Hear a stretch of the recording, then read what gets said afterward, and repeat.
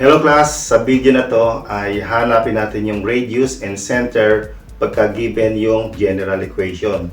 Paano ba hanapin yung center and radius ng isang circle pag given yung general equation? Yung ating pinaka dapat gawin dito is hanapin natin yung equation of the circle in standard form. Kasi di ba yung standard form nandoon na mismo agad yung center. And then square root mo lang naman yung constant, yun na yung radius. Check natin kung ano yung magiging radius and center ng given natin na to.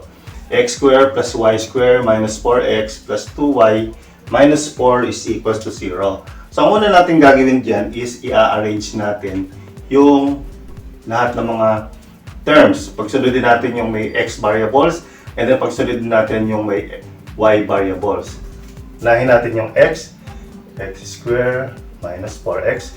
Sunod natin yung y plus y squared plus 2y.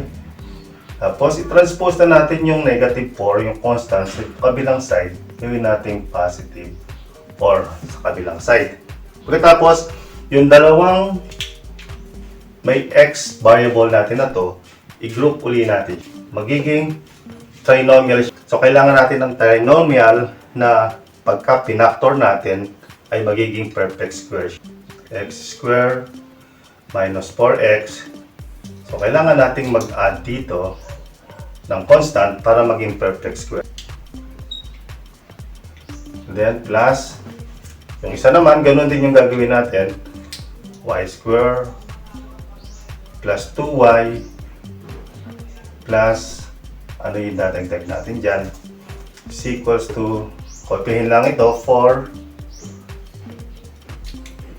plus another plus.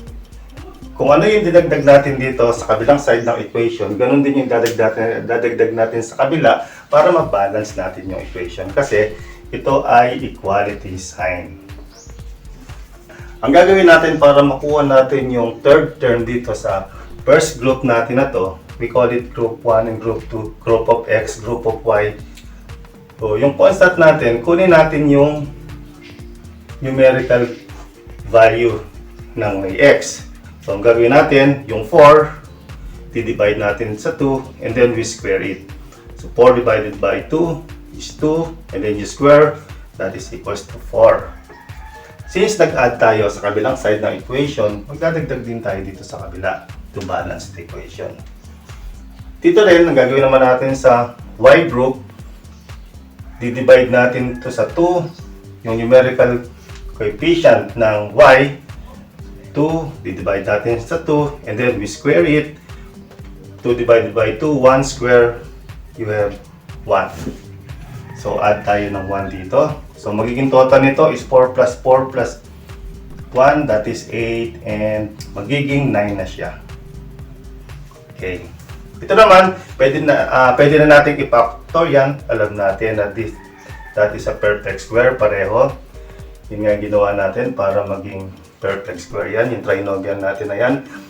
Pwede naman yung i-square root mo dito, since this is a perfect trinomial, square root yan.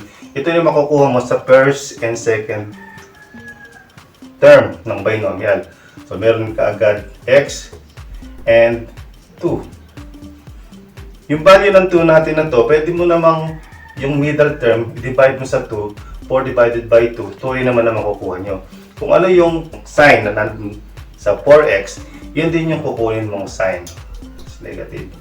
So, meron na tayong factor nitong trinomial. Sunod dito naman, ganoon din yung gawin natin. Square root of y squared, y, square root of 1, 1, tapos addition. So, meron siyang plus. So, ito na yung factor ng trinomial ng second natin. Since alam na natin na ang hk ay nandito sa loob ng binomial, so ang gagawin natin, yung center, yung h dito, ito yung lumalabas na h based doon sa ating equation standard form. Kung negative 2 dito sa equation, magiging positive 2 dito. So, yung h is equals to 2. Ito naman yung k. So, ito yung k. Positive 1 dito, magiging negative 1 dito sa coordinates. Tapos yung radius square ito, that is equals to radius square. So radius square is equals to 9. So kailangan natin i-square root both side para makuha natin yung radius is equals to 3. So radius is 3, hk is 2, -1.